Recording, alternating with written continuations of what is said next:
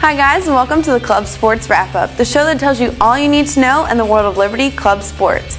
I'm your host, Brittany, and it's been a couple of weeks, so here's what's been happening in the world of club sports.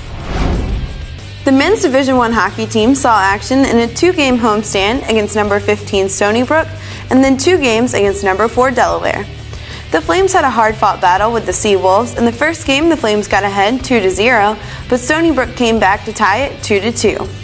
Midway through the second, the Sea Wolves had shifted the game in their favor as they carried the momentum, taking a 4-3 lead. But the Flames were able to redirect the flow of the game and were able to come out as victors as they went on a 5-1 goal tear, winning the match 8-5. On Saturday, the Flames continued with the momentum from the night before as they were in control of the game and came out the victors 5-3. The Flames' scoring was led by the line of McComb, LeBlanc, and Egan, as the line combined for 10 points and were a part of 7 of 13 goals for the Flames, including 4 from Andrew McComb. This past weekend, the Flames faced another tough opponent, number 4 Delaware. In 2 matches, the Flames played a very defensive game against the Blue Hens. Friday's match was low scoring for most of the game. Going into the third, the Flames were only down 1-0. In the third period, the Hens were able to clinch the win with a defensive first effort as they won 3-0, making it the first time the Flames have been shut out all season. The Flames tried to rebound the next night against the Blue Hens, but the 3-0 early lead was too much for the Flames to overcome as they lost by a score of 4-2, with goals coming from Scott Morendell and Brent Boschman. Blair Bennett had 73 saves out of 80 shots that he saw this weekend. The Flames will be on the road playing number 7 Oklahoma and then number 18 Central Oklahoma. The women's Division I team had a 2-game homestand against Vermont. The Lady Flames continued their dominating performance as they were able to win both matches against the Catamounts. In the first game, the Catamounts struck first, taking an early 1-0 lead. The Flames then came back to score 7 unanswered to win 7-1. The next day, the Ladies scored 6 straight, taking a 6-0 lead leading into the third, making it 13 unanswered goals continuing from the previous game. The Lady Flames were able to take the game, winning by a score of 7-2.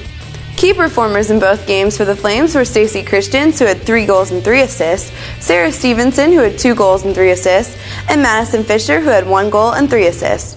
The goalie tandem for the Flames saw action in each game as Chantel Lazinski had 17 saves on 18 shots, and Samantha Roop had 20 saves on 22 shots. The ladies will head to Michigan as they will play 5 games in 4 days as they head to a tournament at Grand Valley and play at the University of Michigan.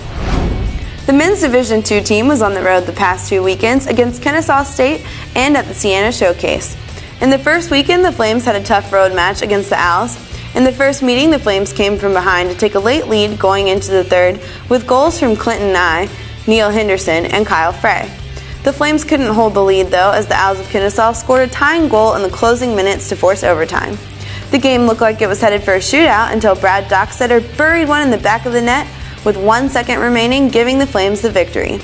The Flames were not as fortunate in their second game against the Owls as they held the Flames from their late rally by Josh Reynolds and Greg Jensen, winning by a score of 4-2. Then the men's D2 team headed to the Siena Showcase. The Flames were unable to generate the scoring frenzy that they had had all year as they lost all 3 of their games to Siena, Florida Gulf Coast, and William Patterson. The Flames will look to rebound as they will compete in their own showcase here at home this weekend. The men's Division III team were also on the road as they battled against Maryland and George Mason and then played Radford the following weekend. Against Maryland, the Flames had a thriller with the Terrapins as they were in command for most of the game as they were well into the third, leading 4-2. But the Terrapins used their home field to their advantage as they were able to tie the matchup and force overtime. In the end, the hero of the night was Nate Harrison, who scored on a goal set up by Drew Muir a minute and a half into the period. The Flames, coming off their suspenseful victory, went on to play George Mason, and the Flames came out victors once again as they were able to take out the Patriots 5-2. Key performers for the Flames were Brandon Coburn, who had 2 goals and 1 assist, Colton Crosley and Josh Caltring, who had 2 goals each, and John Hyland, who had 59 shots in 2 games and 53 saves. The Flames followed this weekend with a match against Radford, the team that gave them one of their 2 losses on the year.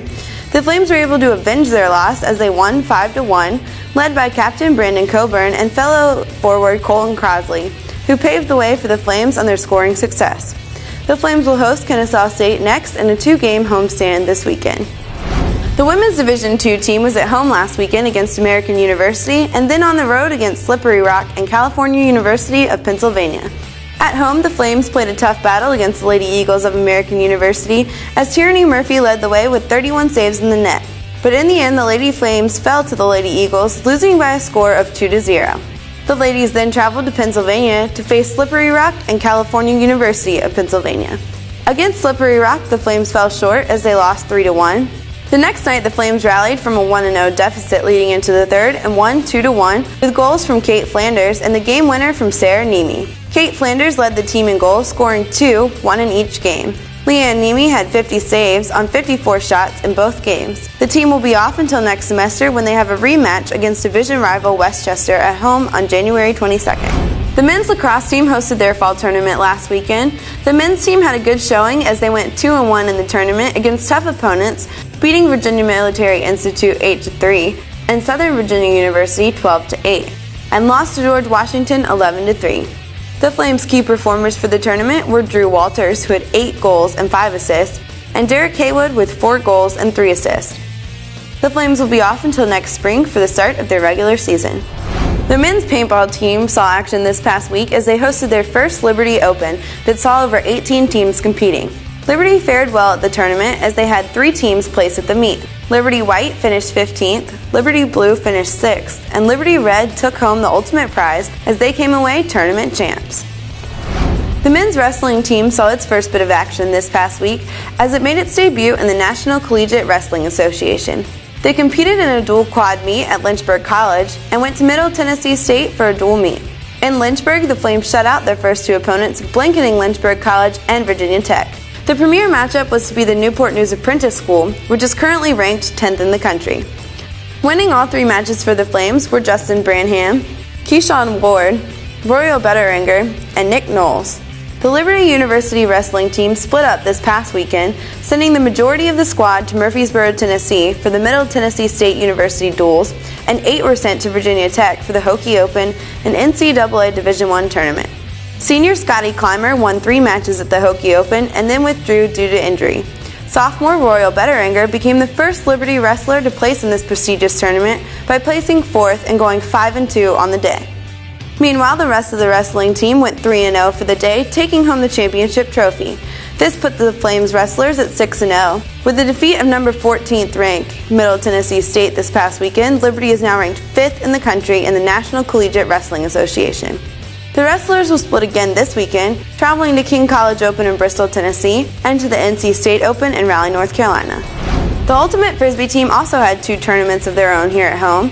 The first tournament saw the boys and girls squads intermingle as the Flames were able to do well as they played some tough opponents and came out to place 5th and 3rd.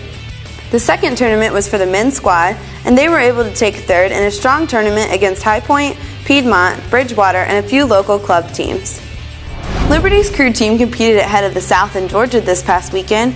Out of all the teams there, Liberty placed 2nd overall. The team is now done for the fall and will begin winter training after Thanksgiving. For more information on Liberty Club Sports, be sure to check us out on our website, our Facebook page, or follow us on Twitter. For fans like me and you, this is Brittany Tedder with Club Sports for LU.